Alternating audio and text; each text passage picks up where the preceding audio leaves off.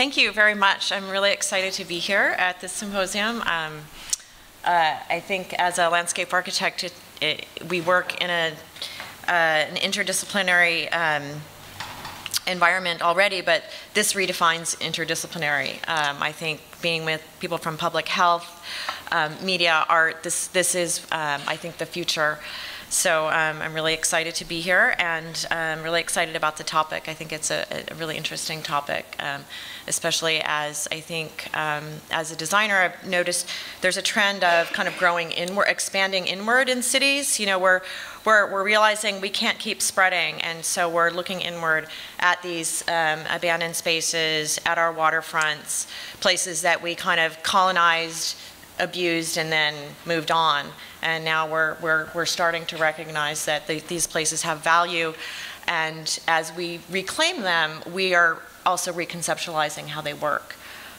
So I'm very excited about this organization and about being involved in this. So it was hard to what am I going to talk about? I started with this idea of disturbed landscapes because I think as a landscape architect working in cities, a lot of times we are kind of called into this, like the first responders to landscapes. And so I just, thought, what have I been working on in the last few years? And I realized that 3 of the projects I worked on all had to do with wetland edges. And so I'm going to go quickly through 3 projects that are associated with wetlands. And I thought wetlands also hold an interesting symbolic place in our minds. For centuries, literally centuries, they were seen as landscapes that were expendable and you could fill them in, and a lot of time landfills, like you'll talk about later, I think with Fresh Kills, Angelin, and project that I have. So they were places that you just dump trash. And in New York City after Sandy, neighborhoods that had wetland buffers were fine. Places that were built in wetlands were devastated. So I think as a culture, we're starting to look at the edges of our cities, the edges that we colonize differently, and giving them value that we haven't given them before. I'm sure everyone here gives them that value, but it's also about changing the cultural mentality towards these spaces. So I started with this just global view of the world, and there is a natural heritage sites that include wetlands.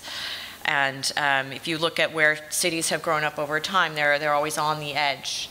And so wetlands are incredibly important for the future of the planet.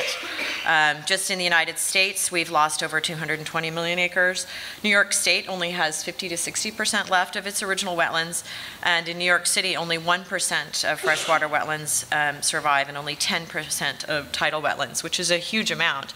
And in our office, we've been working on a lot of projects associated with resiliency, and that's one of the first things that's being proposed is, okay, how can we reinstate this edge that was there forever? And it's a big part of a lot of the conversations going on, and there are very serious projects now about flood control and sea level rise.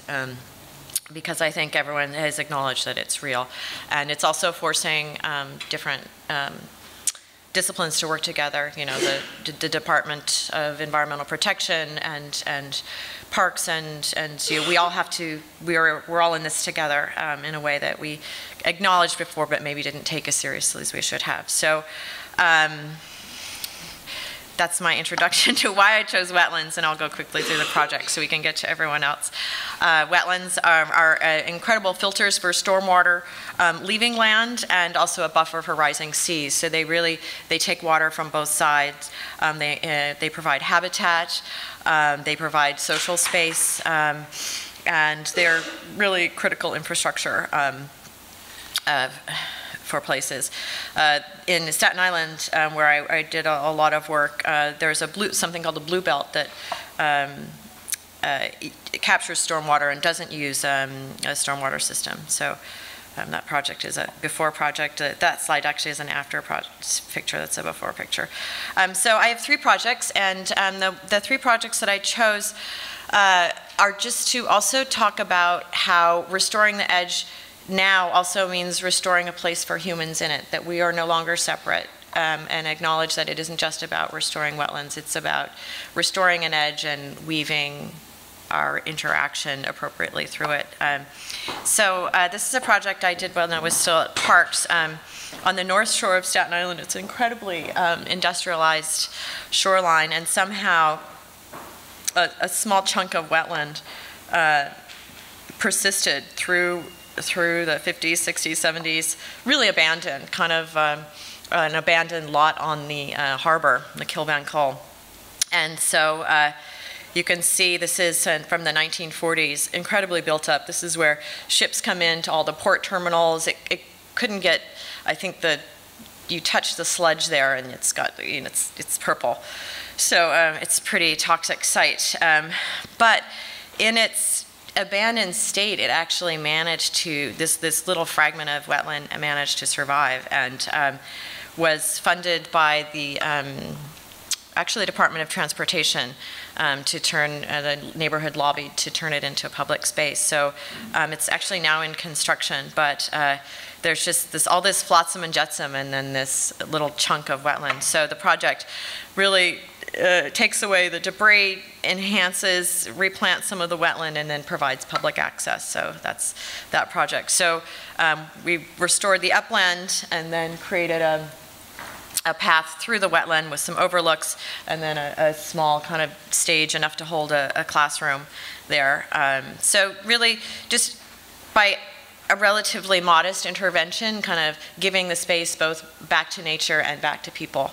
So I think that's, I hope, what we do as landscape architects. It's just a cross-section showing. Another thing here, also working on the edge, we're also always now looking at, where is the flood elevation, and what you do has to be floodable. Otherwise, you can't put it there. So everything is kind of stone elemental. It's a proposed view. Another project I'm actually currently working on with Star Whitehouse is called Fresh Creek. So Jamaica Bay is one of the largest wetlands in New York City, and all of the communities that were built in low-lying areas were heavily flooded during Sandy. And so actually this is a project sponsored by New York Rising, which is a state initiative to look at this Fresh Creek neighborhood. So this is the flood map during Sandy. So if you look at it, I didn't put it in here, but a map from 1870, it's all wetland. And it was cheap land, easy to build on. So the neighborhood was built right up to the edge of this marsh area, and well, it was completely underwater. And now we're looking at what can be done in the short term. I think in the long term, some of these communities will be underwater permanently, but in the short term, what can we do to reduce flood risk and make the edge more livable? This is an image of Fresh Creek at high tide in a storm. So all of the flotsam and jetsam from the harbor comes in, and this is an image of this street during that same storm. So the water is coming from both directions. So what we're trying to do here is we defined the different conditions along the edge and how we could reconfigure them to be more absorbent, but at the same time find a way for people to occupy that edge.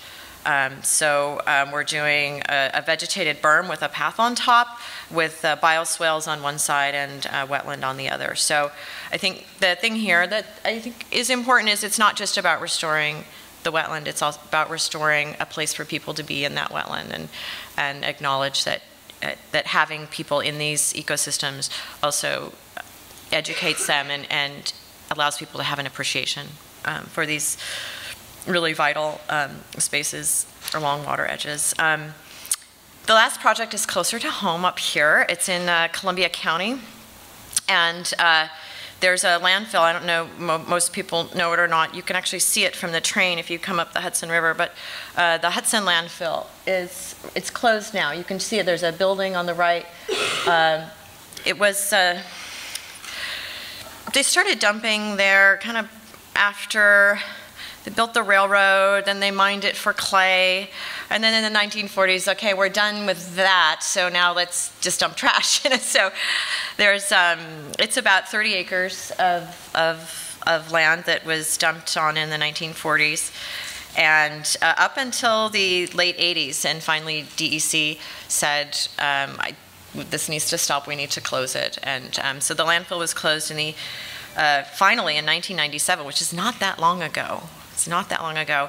And in the meantime, a lot of attention has gone to landfills as these spaces that are taking up a large amount of real estate and can be used for other purposes. So certainly small municipalities and Fresh Kills, which is the largest landfill in the city in New York, have been now reconceptualized as both habitat and public space, which is really, so it's, again, this kind of reclaiming space. So the Hudson landfill is in the red, and there's a large nature area, the Greenport Conservation Area, which is operated by the Columbia Land Conservancy to the north and the city of Hudson to the south.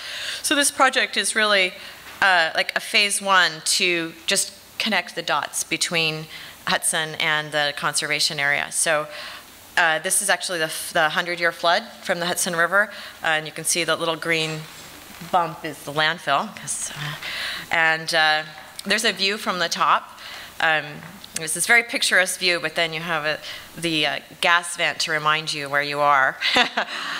And so this is a view of that, the existing fragments of the North Bay wetland in the foreground, and the edges around the landfill where we're going to do a trailhead.